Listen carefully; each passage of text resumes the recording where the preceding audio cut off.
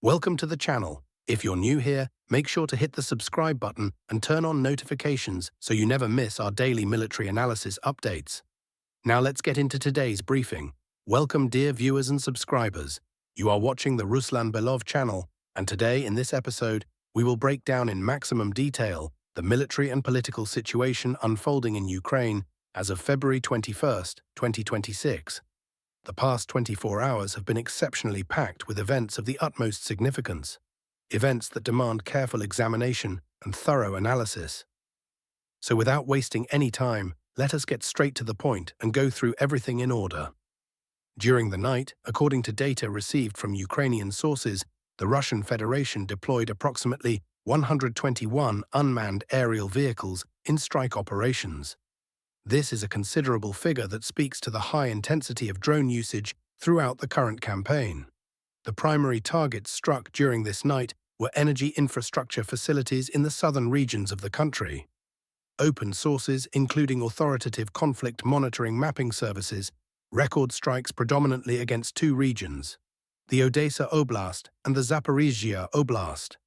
These are two of Ukraine's key industrial and strategic regions, and strikes against their energy infrastructure carry very concrete consequences for the civilian population and the military logistical capacity of these territories. Speaking in greater detail about the Odessa region, during the night, video recordings appeared in open access and immediately spread across numerous channels and resources. These footage documented a strike on an electrical substation located in the northern part of the city of Odessa. This is a specific energy infrastructure facility, and its destruction has a direct impact on the power supply of a significant portion of the city. Information about this strike was published today by a large number of diverse sources, both those generally regarded as pro-Russian and those taking a pro-Ukrainian stance. In other words, the fact of the strike itself is not in dispute and has not become the subject of any information war. In addition to recordings of the strike itself, a significant volume of footage has appeared online showing the aftermath and emergency response work. Crews from various Odessa city services are seen rushing to the scene and beginning stabilization operations at the damaged substation. Simultaneously, information has arrived concerning a similar strike on the city of Zaporizhzhia. More specifically, the strike targeted a substation located in the southern part of the city. This episode has also been documented on video. Recordings were released showing the precise moment the facility was struck by a Russian unmanned aerial vehicle. Both strikes, against Odessa and against Zaporizhzhia, are therefore confirmed on video, which substantially increases the credibility of the available information. The Ukrainian side, for its part, is also far from passive and continues to strike deep into the territory of the Russian Federation. A critically important trend deserves particular attention here. The armed forces of Ukraine are resorting with increasing frequency to the use of jet-powered unmanned aerial vehicles of the Flamingo type. This is a relatively new tool in the Ukrainian military's arsenal, and its deployment is becoming ever more systematic. During the night, several different maps, video recordings, and intelligence summaries were published in open access relating to the routes and targets of these strikes. One of the published maps is of particular interest. It displays the approximate flight trajectories of all Ukrainian drones and jet-powered UAVs deployed, and it clearly demonstrates that strikes were carried out simultaneously in two strategic directions, toward the southern regions of the Russian Federation and toward its central regions at the same time. This indicates a deliberate effort to disperse Russia's air defense system and strike targets at maximum possible depth. The Ministry of Defense of the Russian Federation published an official report in the morning detailing the performance of its air defense systems and anti-aircraft missile complexes during the night. According to the data presented in this report, a total of 77 Ukrainian unmanned aerial vehicles were intercepted and destroyed by air defense forces over the course of the night. In addition, the official Ministry of Defense summary states that strikes were carried out against launch positions and launch pads used by Flamingo-type jet drones, meaning Russia is attempting to destroy not only the drones themselves in the air, but also the ground infrastructure from which they are launched. The winter campaign as an unprecedented technological arms race. Allow me to dwell once more on one fundamentally important point that deserves particular attention and detailed examination. What we have been observing throughout the entire winter campaign is not simply traditional combat operations in the classical sense of the term. In its character and substance, what is unfolding increasingly resembles a full-scale and highly intensive arms race playing out in real time. Both sides of the conflict are continuously searching for, testing, and introducing new technological solutions in an attempt to gain operational superiority over the adversary. Let us recall what has been happening throughout this winter period. First, the combat re-employment of Russia's Orosnik missile was recorded, a new hypersonic weapon whose use generated broad international attention. Second, Ukraine has been deploying Flamingo-type jet drones with increasing frequency and systematicity, gradually extending their range and the scale of their use. Third, Russia resumed the use of Kh-22 supersonic air-launched missiles, another powerful instrument for striking deep into the enemy's rear. Fourth, serious disruptions arose in the operation of the Starlink satellite communications system, a critically important element of Ukrainian armed forces' command and control, and both sides sought and found corresponding technical and tactical responses to these challenges. Finally, both parties have been actively developing and deploying new air defense systems and refining counter-drone capabilities, including the introduction of specialized anti-drone helicopters. Taken together, all of this paints a picture of a technologically unprecedented confrontation that has not let up throughout the entire winter period. It is precisely in this context that the events of the night of February 21st must be understood. Ukraine, by deploying Flamingo jet drones, managed to strike to a considerable depth inside Russian territory, reaching targets in regions that until recently appeared reliably protected from such attacks. From the very early hours of the morning, photographs and video recordings began arriving from several different regions of the Russian Federation, presumably documenting the aftermath of these strikes. According to open-source data, strikes were recorded in the vicinity of several populated localities. Reports describe the consequences of attacks in the area of the city of Votkinsk, a major industrial center of the Udmurt Republic, known among other things for its defense industry enterprises. Strikes were also recorded in the area of Saransk, the capital of the Republic of Mordovia, located in the central part of Russia. In addition, the aftermath of strikes was documented in the area of the settlement of Neftogorsk. All of these episodes, according to available open-source data, are attributed to the use of Flamingo-type jet unmanned aerial vehicles. It can therefore be stated that tensions continue to escalate and intensify, and this is happening at a particularly symbolic moment, namely on the eve of the negotiation process scheduled in Geneva. Strikes from both sides are not simply military activity. They are unmistakable political signals addressed both to the adversary and to international mediators. And based on the scale and geography of tonight's Ukrainian strikes, there are ample grounds to believe that in the night of February 22, 2026, the Russian side will not leave these strikes unanswered and will deliver a massive retaliatory strike employing hundreds of unmanned aerial vehicles and, in all likelihood, dozens of Iskander-type missiles. We will be watching the situation closely. It should be noted, however, that the Russian side has not conducted strikes of this type in their most concentrated and large-scale format for a considerable period of time.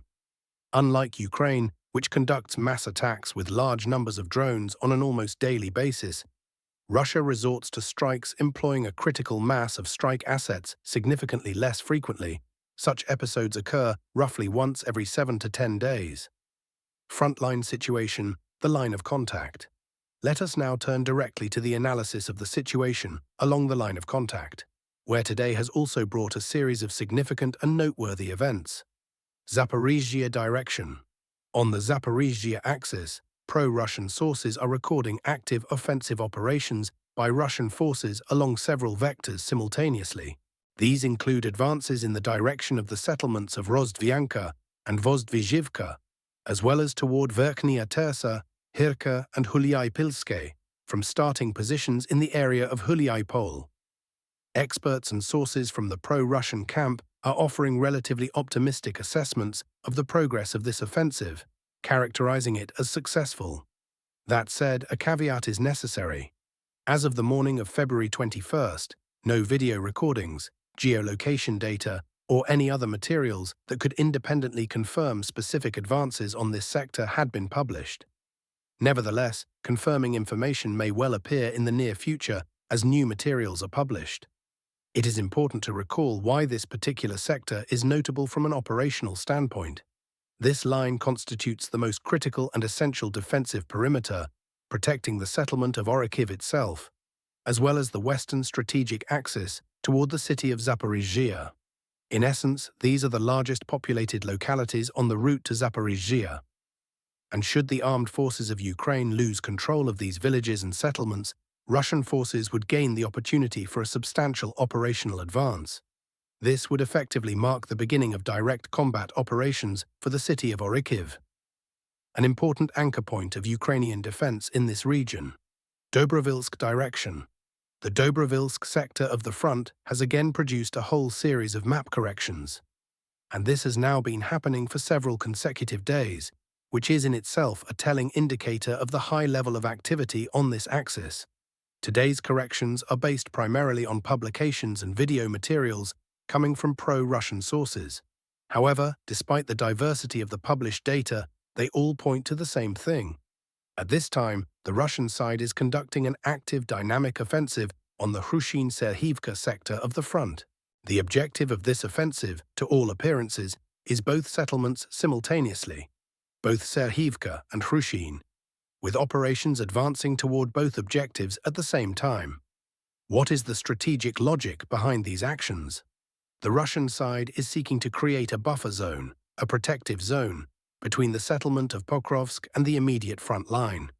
The existence of such a buffer would allow the resolution of several tactical tasks simultaneously.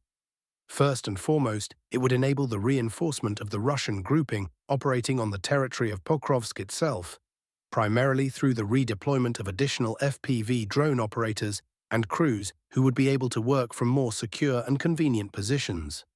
And having such a buffer in place, the Russian side would gain the ability to conduct significantly more active and systematic strikes along the Dobropilya axis as a whole.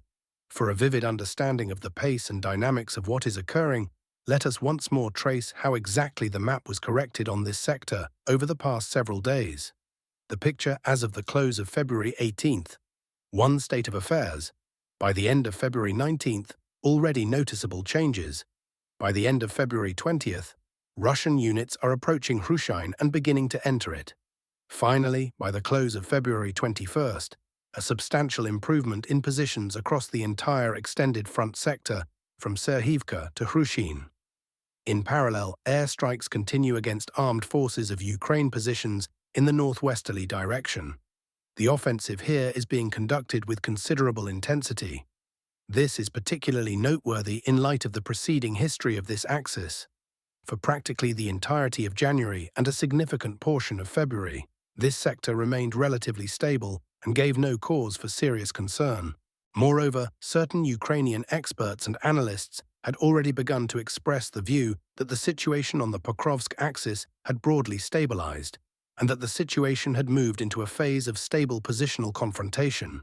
Now, in hindsight, we can state, what was taken for stabilization was in reality nothing other than a planned regrouping of Russian forces. And that regrouping, to all appearances, has been completed. The Russian army has moved to an active offensive phase. To the west of Rodinska, additional corrections have been recorded. These are based on a video recording of a Ukrainian strike against advanced Russian positions that was published in open access. On the basis of this footage, corresponding adjustments to the map were also made. Important updates are also arriving from the area of the settlement of Toretska, located to the east of Dobropilya. Today, pro-Russian channels published video recordings showing Russian military personnel operating on the territory of a small settlement located to the northwest of Toretska, apparently forming part of the Toretska agglomeration. The footage shows soldiers raising the Russian flag, advancing along streets, checking and clearing buildings, and in general carrying out measures to establish control over the territory. On the basis of these materials, yet another map correction was made, reflecting advances on this sector. Russian units are thus methodically and consistently expanding their zone of control. If one evaluates the overall vector of all accumulated corrections, a sufficiently well-founded conclusion can be drawn. The Russian army is, to all appearances, pursuing the objective of encircling the settlement of Dobropilya operationally, simultaneously from two sides, from the south and from the northeast. A double envelopment would create the threat of isolating the Ukrainian garrison in the city. Meanwhile, FPV drone operators are maintaining a continuous watch over Dobropilya itself, keeping constant surveillance of the ground situation and denying the armed forces of Ukraine the ability to concentrate any significant forces and equipment here that would be necessary for the organization of a stable and effective defense. Kostiantynivka sector. On the Kostiantynivka axis, no cartographic changes in the line of contact have been recorded today. Neither geolocated video materials nor any other confirmation of territorial changes.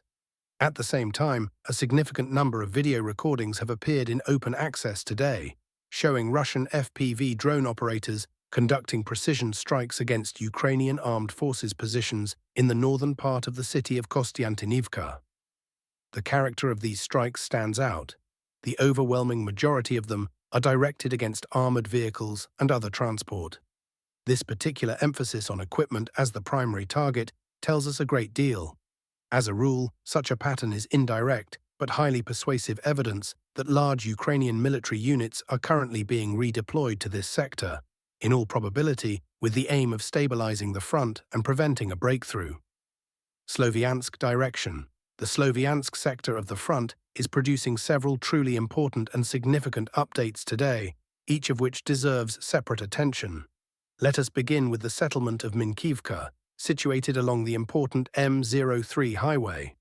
From the very early hours of the morning, pro-Russian telegram channels and sources began publishing a specific piece of video material that immediately generated widespread discussion.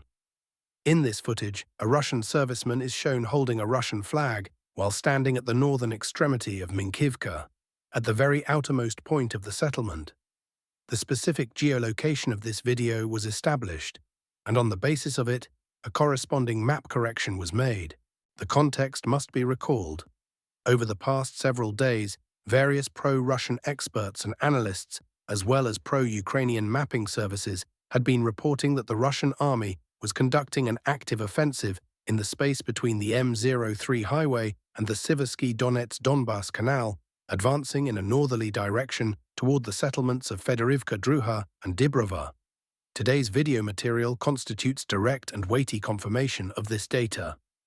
Moving further along the map, let us turn to the most important defensive line in the area of the settlement of Kriva Luka and to the east of Sloviansk.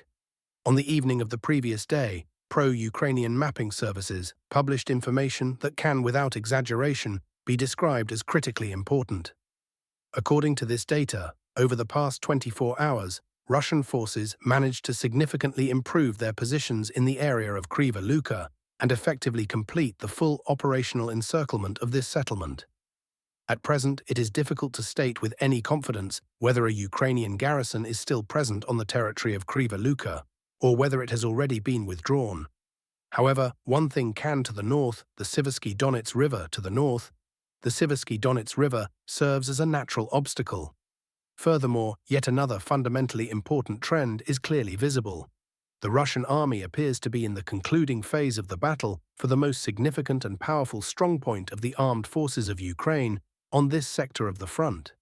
This refers to the strategic heights situated along the Siversky Donets River, both to the west and to the east of Kriva Luka. These are key commanding positions, the loss of which represents a fundamental change in the operational situation on this axis. In the foreseeable future, these most important positions will in all likelihood pass under the control of Russian units, and this will inevitably affect subsequent dynamics.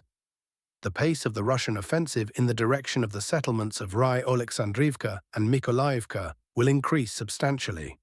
On the basis of the totality of all available open-source data, one important analytical conclusion can be drawn with a sufficient degree of confidence.